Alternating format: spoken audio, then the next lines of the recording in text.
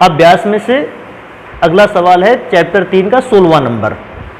लिखा है zinc sulphate, silver nitrate और कॉपर सल्फेट विलयन वाले 3 विद्युत अपघटनीय सेलों को श्रेणीबद्ध किया गया। सबसे पहली बात, 3 विद्युत अपघटनीय सेल हैं। पहला सेल है ए, दूसरा सेल है बी और तीसरा सेल है सी। और इन तीनों सेलों में से पहले बे सेल पर जो घोल भरा गया है, विद्युत अपघट्य भरा गया, वो ZnSO4 का है। दूसरे सेल पर सिल्वर नाइट्रेट को भरा गया है और तीसरे सेल पर भरा गया है कॉपर सल्फेट को। तो 3 अलग अलग सेल हैं, तीनों श्रेणी क्रम में जोड़े गए और तीनों श्रेणी क्रम में जोड़ने के बाद उन पर अलग अलग प्रकार का विद्युत अपघट्य भरा गया। अब क्या किया गया, एवं 1.5 एम्पियर की विद्युत धारा सेल बी के कैथोड पर 1.45 ग्राम सिल्वर निक्षेपित करती है। अर्थात कहने का अर्थ यह है कि जब हम 1.5 एम्पियर की धारा को प्रवाहित करते हैं तो दूसरे वाले सिल्वर सेल पर, जिसमें से सिल्वर नाइट्रेट भरा हुआ है, इसके कैथोड पर 1.45 ग्राम सिल्वर निक्षेपित होता है। तो कहता है निक्षेपित होने तक प्रवाहित की गई धारा कितने समय तक प्रवाहित हुई। आपको ये पता करना है कि धारा को कितने समय तक प्रवाहित किया जाए कि 1.45 ग्राम सिल्वर प्राप्त हो। फिर इसके बाद आपको निकालना है निक्षेपित कॉपर व जिंक का द्रव्यमान क्या होगा। एक एक को स्टार्ट करते हैं। सबसे पहले हम ये लिख लेते हैं कि धारा कितनी प्रवाहित की गई। धारा 1.5 एम्पियर करंट फ्लो कराया गया और 1.5 एम्पियर फ्लो करने के बाद अब हम इसको पढ़ना स्टार्ट करते हैं। जैसे सबसे पहली बात क्या कह रहा था, 1.5 एम्पियर की धारा को प्रवाहित करने पर कैथोड 1.45 ग्राम सिल्वर निक्षेपित हुआ। तो सबसे पहले बेटा देखो, सिल्वर वाले का बता रहा तो सिल्वर वाले को लिख लो। सिल्वर वाले पर सॉल्यूशन था AgNO3। अगर AgNO3 को आयनों में तोड़ेंगे तो AgNO3 आयनों में टूटेगा Ag+ और NO3-। अब उसमें से भी तुमको बेटा ढूंढना किसको है, सिल्वर को निक्षेपित कराना है। तो सिल्वर को निक्षेपित कराना है तो सिल्वर की अभिक्रिया लिख लेते हैं, Ag+, और सिल्वर जब निक्षेपित होगा तो ये Ag में बदल जाएगा। जब भी कोई पदार्थ किसी भी कैथोड पर चिपकता है तो उसका ये नियम है कि उसका पॉजिटिव चार्ज या निगेटिव चार्ज सब समाप्त हो जाता है। अगर पॉजिटिव चार्ज है तो वो खत्म कर देना है, निगेटिव चार्ज है वो खत्म कर देना है। अगर इस अभिक्रिया को बैलेंस करा जाए तो अभिक्रिया को बैलेंस करने के लिए बेटा देखो, Ag+ चार्ज का मतलब इसने 1 इलेक्ट्रॉन त्यागा है, तो वो अगर इलेक्ट्रॉन इसको दे दिया जाए, अगर इसको 1 इलेक्ट्रॉन मिल जाएगा तो इलेक्ट्रॉन की कमी पूरी हो जाएगी। तो मैंने A+ चार्ज देखा और 1 इलेक्ट्रॉन को जोड़ दिया। ये प्लस चार्ज ये माइनस चार्ज एक दूसरे को समाप्त कर देंगे और अभिक्रिया बैलेंस हो जाएगी। अब इससे एक चीज और देखने को मिलती है। क्या देखने को मिलती है, अगर मैं देखूं कि इस रासायनिक अभिक्रिया में कितने इलेक्ट्रॉनों ने भाग लिया है। आप कहोगे सर 1 मोल इलेक्ट्रॉनों ने भाग लिया है। यदि 1 मोल इलेक्ट्रॉनों ने भाग लिया हो तो n की वैल्यू है 1, और आप सभी को पता है फैराडे कांस्टेंट की वैल्यू होती है 96,500 कूलम। और एक और इंपॉर्टेंट इंफॉर्मेशन इसने दी थी, कहा था कैथोड पर 1.45 ग्राम सिल्वर मुक्त होता है। तो जब भी कैथोड पर मुक्त हुई मात्रा की पूछे तो ये होता है W बराबर 1.45 ग्राम। और सबसे कठिन चीज ये है, इस अभिक्रिया में से यहाँ सिल्वर लिखा है और सिल्वर का भार अगर हम देखें तो सिल्वर का भार दिया है 108। इससे पता क्या चलता है, देखो सारी बातें हम लोगों को पता चल गई। सिल्वर के लिए भार निकाल लिया। सिल्वर के भार को या एटॉमिक मास को हम लोग A से लिखते हैं। A का मतलब होता है परमाणु भार, और परमाणु भार जो सिल्वर के लिए है वो हमें दे दिया है 108 है। अब इतनी रीडिंग के साथ अगर फॉर्मूला लगाएं तो फॉर्मूला होता है W बराबर AIT/NF। विद्युत अपघटनीय सेलों में इलेक्ट्रोडों पर जमा हुई पदार्थ की मात्रा को निकालने का फॉर्मूला होता है W बराबर AIT/NF। अगर इस फॉर्मूले को अप्लाई किया जाए तो बेटा W की वैल्यू हमें दी है 1.45। A का मतलब है परमाणु भार और परमाणु भार हमको दिया है 108। I का अर्थ है धारा, धारा है 1.5 एम्पियर। और बेटा समय की बात करें तो हमें समय निकालना है, क्योंकि उसने कहा था कितने समय तक धारा प्रवाहित की जाएगी। n का मतलब होता है नंबर ऑफ इलेक्ट्रॉन जो कि अभिक्रिया में उपस्थित है, तो n की वैल्यू 1 है क्योंकि 1 मोल इलेक्ट्रॉन उपस्थित है। और f का अर्थ होता है फैराडे नियतांक 96,500 कूलम। अगर इसको कैलकुलेट करें तो बेटा देखो 1.45, 1 का गुना 96,500 से होगा तो 96,500, इधर भाग पे इधर आएगा गुणा में हो जाएगा। नीचे बेटा 108, 1.5 और बेटा अगर उधर देखें तो केवल बचेगा टी। टी को रोका, ये गुणा में था तो इसको भाग में भेज दिया और जो भाग में था वो गुणा में चला गया। अब बेटा अगर आप इसको कैलकुलेट करोगे, आप इस वैल्यू को कैलकुलेट करोगे तो टी की वैल्यू आएगी 863.7 सेकेंड। ये वैल्यू सेकेंड में आ गई। आप यूज करना चाहो तो एक काम कर सकते हो, 60 का भाग दे सकते हो इसको, और इसको तुरंत बदलना चाहो तो मिनट में बदला जा सकता है। लेकिन क्या है कि सेकेंड में अभी जरूरत पड़ने वाली है तो हम लोग सेकेंड में ही टाइम को रखेंगे। अब इसके बाद समय तो हम लोगों ने निकाल लिया। अब कह रहा था निक्षेपित कॉपर व जिंक का द्रव्यमान का होगा क्या होगा। उसके लिए बेटा सबसे पहले निक्षेपित कॉपर का द्रव्यमान निकालते हैं। कॉपर का द्रव्यमान निकालने के लिए आपको वो सॉल्यूशन लेना होगा जिसमें कॉपर सल्फेट अवेलेबल है। तरीका क्या है, सबसे पहले कॉपर सल्फेट को लिखेंगे। हम देखेंगे कॉपर सल्फेट आयनों में टूटेगा तो किस प्रकार के आयन बनाएगा। आयनों में टूटने के बाद कॉपर बनाता है डबल पॉजिटिव और SO4 बनाता है डबल निगेटिव, बिल्कुल इस तरह से। लेकिन हमें बाद में यह दिखाना था कि कॉपर का कितना द्रव्यमान निक्षेपित होगा, अर्थात Cu डबल प्लस चार्ज को Cu में बदलने के लिए कितना द्रव्यमान बदलेगा, बिल्कुल इस प्रकार से अभिक्रिया को। अच्छा, इस अभिक्रिया में ये भी एक चीज हमको बतानी होगी लास्ट में कि कॉपर का द्रव्यमान कितना है। कॉपर का द्रव्यमान है 63.5। सबसे इंपॉर्टेंट चीज, अगर इस रासायनिक अभिक्रिया को बैलेंस करें तो इलेक्ट्रॉन कितना होना चाहिए देखना है। Cu डबल प्लस का अर्थ होता है 2 इलेक्ट्रॉनों की कमी। जब भी प्लस चार्ज आ जाए इसका मतलब 2 इलेक्ट्रॉनों की क्या है, कमी।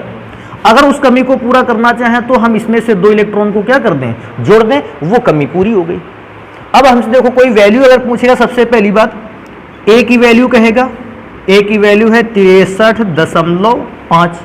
कोई पूछेगा N की वैल्यू कितनी है, नंबर ऑफ इलेक्ट्रॉन कितने हैं तो 2। कोई पूछेगा फैराडे चार्ज कितना लिखना है तो 96,500 कूलाम लिखना है। और सबसे लास्ट में एक वैल्यू आती है T, समय। तो बेटा समय तो अभी हम लोगों ने निकाला है 863.7 सेकेंड। एक और चीज की वैल्यू इंपॉर्टेंट रहती है क्या, कि विद्युत धारा कितनी यूज की गई है। तो बेटा विद्युत धारा तो हमें क्वेश्चन पे ही दी थी, 1.5 एम्पियर की विद्युत धारा को प्रोवाइड किया गया है। अगर इन सारी वैल्यू को लिखते हुए हम ये निकालना चाहें कि कॉपर का कितना द्रव्यमान निक्षेपित हुआ है, तो कॉपर का कितना द्रव्यमान निक्षेपित हुआ, अर्थात W बराबर AIT/NF फॉर्मूले को यूज कर सकते हैं, जैसे यहां फॉर्मूले को यूज किया। अब फॉर्मूले को यूज करेंगे तो A का मतलब है परमाणु द्रव्यमान, वो दिया है 63.5। I का अर्थ है धारा, धारा दी है 1.5। T समय अभी हम लोगों ने निकाल रखा है 863.7 बटे नीचे N का मतलब है 2 और F का अर्थ है फैराडे नियतांक जिसकी वैल्यू है 96,500 कूलाम। तो W बराबर अगर फॉर्मूले को अप्लाई करेंगे और बेटा इसको अगर आप कैलकुलेट करोगे तो इसको कैलकुलेट करने से आएगा 0.426 ग्राम। तो आप लोगों को काम ये है कि आप इन सभी नंबर को क्या करोगे, कैलकुलेट करोगे, और कैलकुलेट करने से आप अपना आंसर मैच कर लोगे, 0.426 ग्राम आपको प्राप्त होगा। ये हो गया कॉपर सल्फेट के लिए। सेम पूरा का पूरा प्रोसीजर, यही पूरा प्रोसीजर हमें अभी करना है, किसके लिए, कॉपर के अतिरिक्त जिंक के लिए करना है। तो देखते हैं जिंक वाला समझ में आता है या नहीं। इसमें थर्ड पार्ट कर देते हैं जिंक के लिए। अच्छा, सबसे पहली बात है जिंक को निकालेंगे तो, लेकिन जिंक के लिए सॉल्यूशन कौन सा लेंगे, जिंक सल्फेट का। अगर सॉल्यूशन जिंक सल्फेट का लेंगे, सबसे पहले ये देखेंगे कि ये आयनन के रूप में कैसे टूटता है। तो बेटा अगर आप कॉपर सल्फेट को आयनों में तोड़ सकते हो तो मुझे लगता है जिंक सल्फेट को भी तोड़ सकते हो। Zn डबल प्लस और SO4 पर डबल माइनस। अब दूसरी बात उसने क्या कहा था कि जिंक को निक्षेपित करना है, तो आप ZnSO4 में से SO4 को छोड़ दोगे, केवल जिंक की अभिक्रिया को देखेंगे। Zn डबल प्लस अर्थात जिंक पर 2 इलेक्ट्रॉनों की कमी है, और जब ये निक्षेपित होगा तो मैंने कहा था ना तो पॉजिटिव चार्ज रखना है लास्ट में ना निगेटिव चार्ज, क्योंकि जिंक के पास 2 इलेक्ट्रॉनों की कमी है। हम इस पर कितने इलेक्ट्रॉन जोड़ सकते हैं? 2 इलेक्ट्रॉन। और सबसे इंपॉर्टेंट चीज क्या है, जिंक का द्रव्यमान भी हमें दिया है 65.3। सारी की सारी वैल्यू को लिख लेते हैं और फिर इसके बाद कैलकुलेट करते हैं। सबसे पहली बात ए की वैल्यू, ए का मतलब है परमाणु द्रव्यमान 65.3। फिर आई की वैल्यू, आई हमें क्वेश्चन में दिया था 1.5 एम्पियर। फिर टी की वैल्यू, टी की वैल्यू को हम लोगों ने कैलकुलेट किया है 863.7 सेकेंड। AIT अपॉन एन की वैल्यू क्या होती है? तो एन की वैल्यू बेटा अभी भी अभिक्रिया में, क्योंकि 2 मोल इलेक्ट्रॉन है 2। एफ की वैल्यू सभी को पता है 96,500 कूलाम। वैसे 96,487 कूलाम के आसपास आता है, लेकिन वैल्यू को 96,500 मान लेते हैं, उसमें कोई दिक्कत नहीं। अभी बेटा फॉर्मूला लगाएंगे कितने ग्राम निक्षेपित हुआ अगर जिंक, तो W का फॉर्मूला होता है AIT अपॉन NF। सॉल्व करते हैं इसको। ए का वैल्यू अगर कोई पूछेगा तो ए की वैल्यू हमको पता है 65.3। आई की वैल्यू मांगेगा तो आई की वैल्यू है 1.5 एम्पियर। टी की वैल्यू कहेगा तो टी की वैल्यू हम लोगों ने निकाल रखी है 863.7 अपॉन बेटा एन की वैल्यू कहेगा तो एन अभी भी अभिक्रिया में, क्योंकि 2 मोल इलेक्ट्रॉन है इसलिए 2। एफ की वैल्यू है 96,500। तो बेटा आप इस वैल्यू को कैलकुलेट कर लीजिए। आप जब इस वैल्यू को कैलकुलेट करेंगे तो आपका आंसर 0.438 ग्राम, तकरीबन इतना आंसर आपका प्राप्त होगा। तो आप इस वैल्यू को देखिए। देखो सवाल में से क्या है, सबसे पहले फॉर्मूला 3 बार वही लगना है, बशर्ते पहली बार फॉर्मूला जब लगेगा तो आपको काय की वैल्यू निकालनी है? टी। क्यों टी की निकालनी है? क्योंकि हम लोगों को सेल बे के लिए डब्ल्यू की वैल्यू दे दी थी उसने। तो अगर इस फॉर्मूले में डब्ल्यू की वैल्यू दी है, AINF सारी वैल्यू दी है, तो टी की वैल्यू निकाल लेंगे। जैसे ही पहली बार इस फॉर्मूले से टी की वैल्यू निकालेंगे, अब दोनों बार इस फॉर्मूले से डब्ल्यू की वैल्यू को कैलकुलेट करेंगे। टी की वैल्यू ये वाली यूज कर लेंगे, सारी वैल्यू बाकी दी थी। हाँ, जब भी आपको क्वेश्चन मिलेगा आपको कॉपर का, जिंक का और सिल्वर का द्रव्यमान दे देगा। तो इसको जल्दी से नोट करते हैं, फिर और भी क्वेश्चन है उनको सॉल्व कर लेते हैं। अगला क्वेश्चन देख लेते हैं। पाठ्यनीति पर 3.8 लिखा हुआ है, जल की अनंत तनुता पर मोलर चालकता को कैसे ज्ञात करेंगे? देखो 2 चीजें हैं, इसको कहते हैं चालकता, मोलर चालकता। या तो यहां अनंत का निशान इन्फिनिटी साइन बना सकता है, अनंत तनुता पर मोलर चालकता यहां, या फिर 0 भी लिख सकता है। इसका भी अर्थ है अनंत तनुता पर मोलर चालकता। दोनों चीजों का अर्थ है, क्योंकि कुछ बुक में जो है वो इन्फिनिटी का साइन बना होगा, कुछ बुक में नॉट 0 का साइन बना होगा। इन दोनों का ही अर्थ है अनंत तनुता पर मोलर चालकता। अच्छा, अनंत तनुता पर मोलर चालकता कैसे ज्ञात करेंगे और किसकी ज्ञात करनी है? जल की। देखो किसी भी पदार्थ की मोलर चालकता को ज्ञात करने के लिए जरूरी ये होता है कि ये पता कर लेना उसमें कौन सा आयन उपस्थित है। जैसे हमसे अगर पूछता है कि अनंत तनुता पर मोलर चालकता निकालनी है, किसकी निकालनी है? जल की। तो हम सबसे पहले इस बात को पता करेंगे कि जल में कौन कौन से आयन उपस्थित हैं। तो अगर मुझे ये पता चल जाए जल में कौन कौन से आयन उपस्थित, तो मैं आसानी से निकाल सकता हूं। तो मुझे जल में ये पता है कि कौन कौन से आयन उपस्थित हैं। जल में उपस्थित है हाइड्रोजन आयन और हाइड्रोक्सिल आयन, ये 2 आयन उपस्थित हैं। अगर मुझे ये 2 आयन कहीं से मिल जाएं, मैं कोई ऐसे इलेक्ट्रोलाइट अपने मन से विचार करूंगा। एक पहला इलेक्ट्रोलाइट, पहला विद्युतक घट जिसमें H+ आयन आता हो, उसको ढूंढेंगे। दूसरा विद्युतक घट जिसमें OH- आयन आता हो, उसको ढूंढेंगे। सबसे पहला काम इतना है। तो देखो कैसे इसको कैलकुलेट करेंगे। सबसे पहले लिखते हैं मोलर चालकता अनंत तनुता पर किसकी? जल की। तो बात आती है कोई ऐसा विद्युतक घट जिसमें H+ आयन हो। तो बेटा एक आसान सा पदार्थ है हमारे यहाँ HCl, क्योंकि आप जब भी HCl को आयनों में तोड़ोगे, HCl कौन सा आयन देगा? H+, और मुझे HA+ आयन तो ढूंढना था। अब मैं दूसरा विद्युतक घट ढूंढूंगा जिसमें कौन सा आयन हो? OH-। तो ऐसा विचार कर लेते हैं, कोई विद्युतक घट क्या अपनी नजर में है? तो बेटा अपनी नजर में बहुत सारे विद्युतक घट हैं। जिसमें से OH माइनस आयन आता है, या तो आप NaOH को यूज कर सकते थे या आप KOH को यूज कर सकते थे। कोई भी ऐसा विद्युत अपघट जो प्रबल है और इसमें OH आयन मिल सकता है, आप उसको यूज कर सकते थे। अब इतना यूज करने के बाद देखो क्या ध्यान देना है। जल में होता है H प्लस आयन, तो जल के H प्लस आयन को यहां से ले लिया गया। जल में होता है OH माइनस आयन, तो OH माइनस आयन को यहां से ले लिया गया। लेकिन मैं क्या सोचता हूं, जल में केवल H और OH ही तो होते हैं, इसमें से तो 2 आयन और एक्स्ट्रा हो गए। कौन सा एक्स्ट्रा हो गया?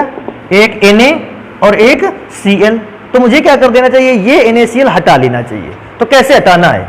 हटाने के लिए काहे का निशान? माइनस का। मोलर चालकता अनंत अनुता पर किसकी मोलर चालकता लिखे? तो बेटा हम लिख लें मोलर चालकता NaCl की। उससे होगा क्या? Na को कैंसिल कर देगा, Cl को कैंसिल कर देगा। अगर Na को और Cl को कैंसिल कर देता है तो आपके पास यहां बचेगा H प्लस आयन और यहां बचेगा OH माइनस आयन।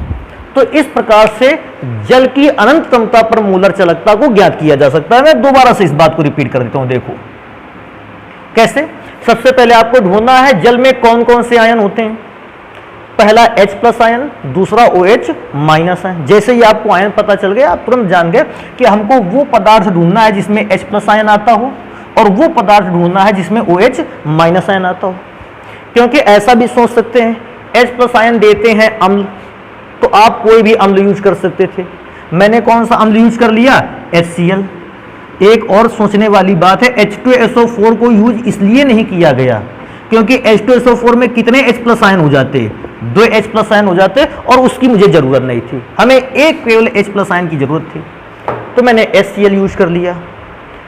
OH आयनों के लिए NaOH यूज कर लिया। लेकिन जैसे ही मैंने इन 2 विद्युत अपघट्टों को यूज किया, मुझे पता चल गया ये H प्लस आयन तो यहां से मिल जाएगा, OH आयन यहां से मिल जाएगा, लेकिन मेरे काम का ना तो Cl है ना तो मेरे काम का Na है। तो मैं क्या सोचूंगा, Na और Cl दोनों को यहां से क्या कर देते हैं? हटा देते हैं। तो Na और Cl को कैसे हटाया जाए? तो कोई ऐसा पदार्थ लाया जाए जिसमें NaCl हो। तो मैंने सोडियम क्लोराइड पदार्थ की मोलर चालकता को क्या कर दिया है? माइनस, जिससे Na से कैंसिल हो जाएगा, Cl से कैंसिल हो जाएगा और बचेगा केवल कौन? H और OH। यही तो जल की मोलर चालकता थी। अब बेटा बस इस बात को करना क्या है, लिख देना है हमको कि हमने इसको किया कैसे। तो हम क्या बताएंगे, अनंत तन्यता पर जल की मोलर चालकता को ज्ञात करने के लिए HCl की अनंत तन्यता पर मोलर चालकता और NaOH की अनंत तन्यता पर मोलर चालकता को क्या किया जाता है? जोड़ा जाता है। जबकि NaCl की अनंत तन्यता पर मोलर चालकता को क्या करते हैं? घटा देते हैं। बस ये बात हम लोगों को लिख लेना है। तो जल्दी से इसको लिख लेते हैं। क्या लिखना है? अनंत तन्यता पर जल की मोलर चालकता को ज्ञात करने के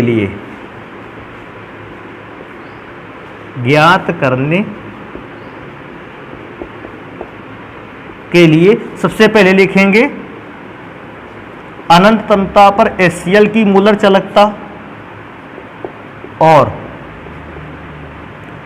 अनंत तन्यता पर NaOH की मोलर चालकता, और NaOH की मोलर चालकता को जोड़कर उसमें से दोनों को जोड़ दिया। फिर उसमें से क्या किया? अनंत तन्यता पर NaCl की मोलर चालकता को घटा देते हैं।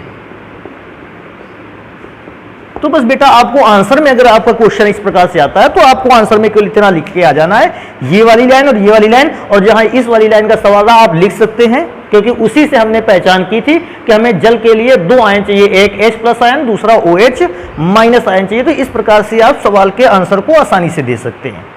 अभी क्या करते हैं, नेक्स्ट क्वेश्चन एक लिखा हुआ है और इस नेक्स्ट क्वेश्चन पर लिखा है निम्न अभिक्रिया में डाइक्रोमेट आयन, इसको Cr2O7 डबल माइनस चार्ज को कहते हैं डाइक्रोमेट आयन, के एक मोल को अपचयन करने के लिए या अपचयन करने के लिए, एक मोल का अपचयन करने के लिए, ऐसा कर लेते हैं, कितने कूलाम विद्युत की आवश्यकता होगी। एक ध्यान देने वाली बात है, कितने कूलाम विद्युत का अगर कह देता है तो आपको धारा नहीं निकालना है, कूलाम का अर्थ है आपको आवेश निकालना है। अब आवेश को निकालने का तरीका देखो, कैसे देखते हैं। सवाल बिल्कुल ही छोटा है। इस पूरी रासायनिक अभिक्रिया में से कैसे आप समझते हैं, क्या बोलते हो, डाइक्रोमेट आयन का 1 मोल है, हाइड्रोजन आयन के 14 मोल हैं, उसी प्रकार क्रोमियम आयन के 2 मोल हैं और जल के कितने मोल हैं, 7। अगर आप इस प्रकार से बता सकते हो तो आप ये भी तो बता सकते हो आवेश में इलेक्ट्रॉन कितने मोल हैं, 6 मोल। इसका मतलब 6 मोल आवेश का अर्थ है हमें 6 फैराडे आवेश की गणना करनी है। भाई अगर इसको 1 मोल डाइक्रोमेट आयन मानते हैं, इसको 14 मोल हाइड्रोजन आयन मानते हैं, इसको 2 मोल मानते हैं, इसको 7 मोल मानते हैं, तो इसको कितना मोल मानना चाहिए, 6 मोल इलेक्ट्रॉन का आवेश। और बेटा 6 मोल इलेक्ट्रॉन का आवेश 6 फैराडे आवेश के बराबर होता है। तो बेटा आवश्यक आवेश अगर हम ढूंढेंगे, चाहे आप लिख सकते हो आवश्यक आवेश या आवश्यक विद्युत, फॉर्मूला रहेगा 6 फैराडे आवेश के बराबर चाहिए। अभिक्रिया को देखने से तो यही पता चलता है।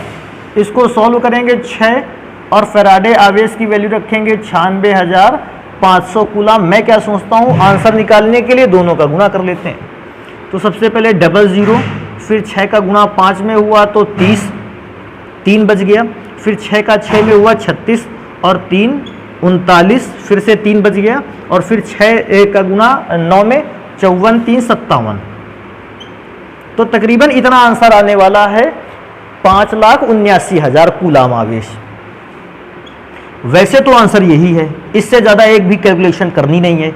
लेकिन अगर आप इसको मानक रूप में लिखना चाहो तो देखो कैसे मानक रूप में लिखते हैं। दशमलव को यहाँ से खिसका के यहाँ लाएंगे, अगर दशमलव को यहाँ से यहाँ खिसका के लाएंगे तो वैल्यू हो जाएगी 5.79। इन जीरो को लिखते नहीं है अभी। 5.79 गुणे 10, याद देखो दशमलव कितने अंक आया, 1 2 3 4 5, 10 की घात 5 कूलाम। ये मानक रूप में हो जाएगा। अगर तुमको लगता है कि जिसे हम ऐसा नहीं लिखना चाहते 5,79,000 कूलाम आवेश, तो आप इसको मानक रूप में लिख लें। और मानक रूप में लिखने का तरीका क्या होता है, लेफ्ट से एक अंक के बाद दशमलव लगना चाहिए। तो एक अंक के बाद दशमलव लाने का मतलब है हम लोगों ने राइट से कितने अंक को पार किया, 1 2 3 4 5, दशमलव यहाँ लगा दिया 5 अंकों पर। और क्योंकि 5 अंक राइट पे खिसके हैं, 10 की घात कितना लिख दिया, 5 कूलाम। यही आंसर हो गया इसका बेटा। तो अभिक्रिया को देखना है, आवेश को पता करना है, जितना मोल आवेश आपको मिलेगा उतना ही फैराडे आवेश है। और उस फैराडे आवेश को 6 की जगह 6, और फैराडे आवेश होता है 96,500 कूलाम। इसको कैलकुलेट करेंगे। अभी भी 1-2 क्वेश्चन रह जाते हैं, उनको भी जल्दी से सॉल्व करते हैं, इसको नोट कर लेते हैं। अगला पाठ है इसका में से 3 का 10वां क्वेश्चन है। लिखा है यदि एक धात्विक तार में 0.5 एम्पियर की धारा, तो बेटा 0.5 एम्पियर की धारा का मतलब है I की वैल्यू है 0.5 एम्पियर की धारा को 2 घंटों के लिए, समय है 2 घंटा के लिए प्रवाहित किया जाए, तो तार में कितने इलेक्ट्रॉन प्रवाहित होंगे। बेटा सबसे पहले एक काम कर लेते हैं, ये जो टाइम घंटे में दिया इसको सेकंड में बदल लेते हैं। कैसे, 2 घंटे को सबसे पहले मिनट में बदलोगे तो 60 का गुना, और फिर मिनट को सेकंड में बदलोगे तो फिर से 60 का गुना। और अगर इन पूरे का आंसर निकालने की कोशिश करोगे तो बेटा इसका आंसर आने वाला है 7,200 सेकेंड। क्यों, 60 का गुना 60 से हुआ तो 3600, 3600 का 2 गुना हुआ तो 7200 सेकेंड आ जाएगा। अच्छा, इसमें से एक और चीज, कितने इलेक्ट्रॉन, तो मैंने मान रखा है कि हमें इलेक्ट्रॉनों की संख्या निकालनी है, और इलेक्ट्रॉनों की संख्या को कैसे लिख लिया है, n से, यही निकालना है। और एक चीज तो बेटा सभी को आनी चाहिए कि एक इलेक्ट्रॉन का आवेश होता है 1.6 गुणे 10 की घात -19 कूलाम। ये चार्ज की वैल्यू तो आनी ही चाहिए। हालांकि ये चार्ज निगेटिवली होता है, लेकिन क्योंकि हमें कैलकुलेशन करना है, हमें इससे कोई अर्थ नहीं है। अगर पूछ लेता किस प्रकार का आवेश होगा या ऐसा कोई क्वेश्चन होता तो उसमें इस पहले वाले माइनस को यूज में लाते, बाकी और कोई अर्थ नहीं उसका। ये यहाँ पर लिखा माइनस इस बात को रिप्रेजेंट करता है कि इलेक्ट्रॉन पर निगेटिव चार्ज होता है। अच्छा, सॉल्व करेंगे तो बेटा Q का आपने फॉर्मूले पढ़े होंगे 2, इसलिए मैंने 2 बार Q लिखा। कौन कौन सा, Q का एक फॉर्मूला पढ़ा है, Q = NE, और दूसरा फॉर्मूला पढ़ा है Q is equal to IT। अगर इन दोनों फॉर्मूलों को यूज करें तो n की जगह पर n, E का अर्थ है इलेक्ट्रॉन का आवेश, या ऐसा सोच सकते हो n बराबर IT अपॉन गुणा पर है E, नीचे चला जाएगा काहे में पहुंच जाएगा भाग में। I की वैल्यू कहेगा 0.5, T की वैल्यू कहेगा 7200। नीचे E का है, E का अर्थ है इलेक्ट्रॉन का आवेश 1.6 गुणे 10⁻⁻19 कूलम। थोड़ा सा ध्यान देने वाली बात है, यहाँ 0.1 अंक के बाद है, यहाँ भी 0.1 अंक के बाद है, तो ये दोनों दशमलव एक दूसरे को क्या कर देंगे, कैंसिल कर देंगे, क्योंकि दोनों में 0.11 अंक के बाद था। 5 का गुणा 7200 में होना है, तो बेटा ये वैल्यू आ जाएगी 36,000। बेटा नीचे जो वैल्यू लिखी है इसको आप लिखा रहने दें। एक और काम कर सकते हैं, 10 की घात जो माइनस का 19 है इसको ऊपर भेज देंगे, 10 की घात 19 ये भी प्लस में आ जाएगा। और थोड़ी वैल्यू कैलकुलेट करते हैं, देखो कैसे। 3 जीरो को, एक तो ऊपर 36/16, अब आएगी बात तो 3 जीरो कहाँ गए, इसको लिख सकते हैं 10 की घात 3। तो ये जो 3 जीरो इसको लिख लिया मैंने 10 की घात 3, और बेटा 10 की घात 19 तो पहले से लिखा था, दोनों जुड़ जाएंगे। 16 का भाग 36 में देना है, तो 16 दूनी 32, 4 बच गया, और फिर देंगे भाग, तो 16 दूनी 32, 8 बच गया, और 16 पंचे 80, 10 की घात बेटा 19 और 3 आपस में मिल जाएंगे तो 10 की घात 22, और बेटा आंसर में लिख देंगे इलेक्ट्रॉन, क्योंकि ये वैल्यू है इनकी। तो अगर हम धात्विक तार में 0.5 एम्पियर की धारा को 2 घंटों तक के लिए प्रोवाइड की जाए कर दें, तो उसमें से 2.25 गुणे 10 की घात 22 इलेक्ट्रॉन धारा के द्वारा प्रवाहित हो जाएंगे। इतने इलेक्ट्रॉनों की संख्या को कैलकुलेट करना है। थोड़ा सा ध्यान कहाँ रखना है, पहली चीज घंटे के समय को कायम में चेंज कर लेना है सेकंड में।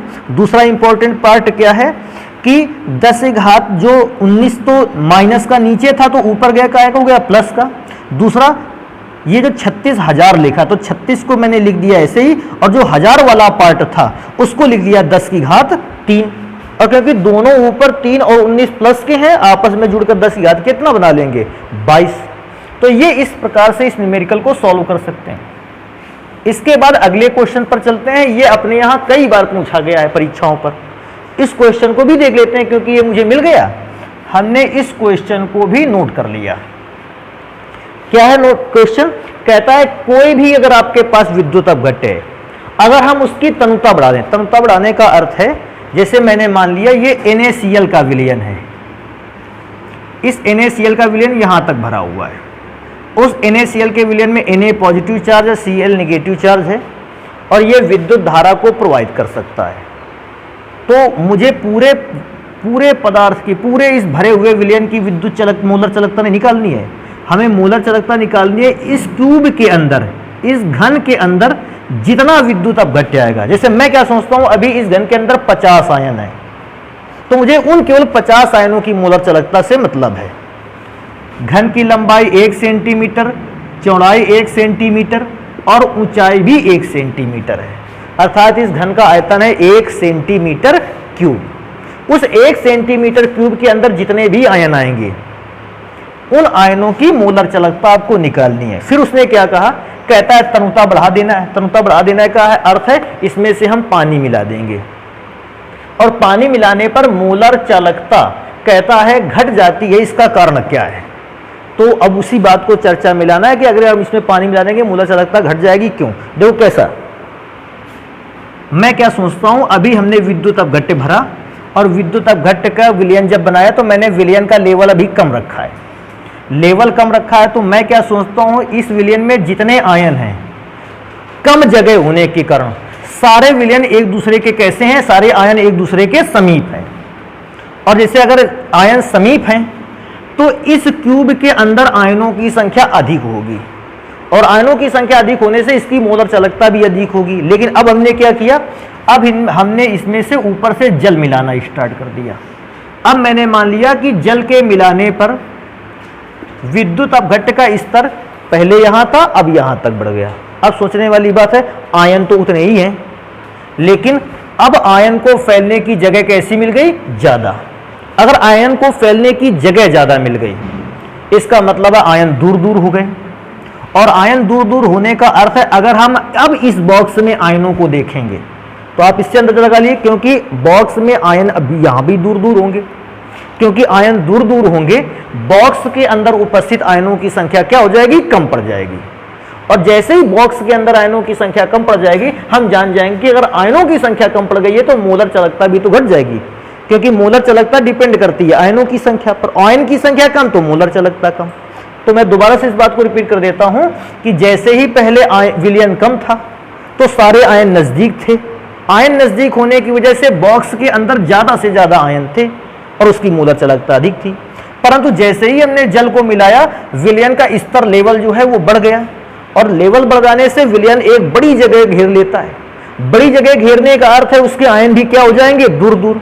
क्योंकि आयन दूर हो जाएंगे, बॉक्स के अंदर मैं आयनों को देखूंगा तो पहले बॉक्स के अंदर ज्यादा आयन थे, दूर दूर होने की वजह से बॉक्स के अंदर आयनों की संख्या घट गई, और क्योंकि बॉक्स के अंदर आयनों की संख्या घट गई, उसकी मोलर चालकता भी क्या हो जाती है? घट जाती है। तो इस बात का आंसर यहां लिख देते हैं। देखो बेटा, इस बात का आंसर कैसे लिखते हैं? क्या लिखेंगे? जब किसी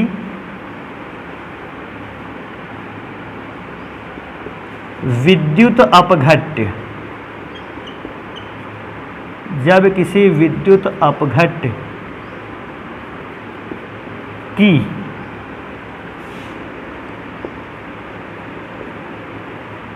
तनुता में वृद्धि करते हैं, अर्थात या ऐसे भी लिख सकते तो उसमें जल मिला देते हैं, वृद्धि करते हैं तो एकांक आयतन, बेटा आप चाहो तो एकांक आयतन लिख सकते हो या ऐसा लिख सकते हो बॉक्स के आयतन, ऐसा भी लिख सकते हो। एकांक आयतन में या एकांक आयतन में उपस्थित, एकांक आयतन में उपस्थित आयन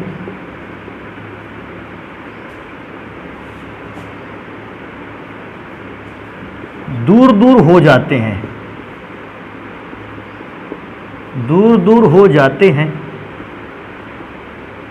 अतः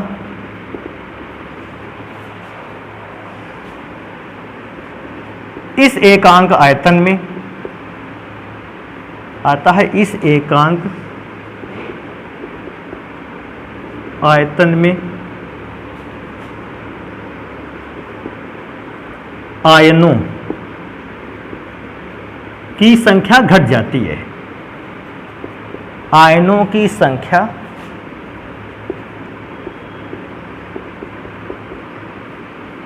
घट जाती है, जिससे मोलर चालकता का मान भी घट जाता है, जिससे मोलर चालकता का मान भी घट जाता है,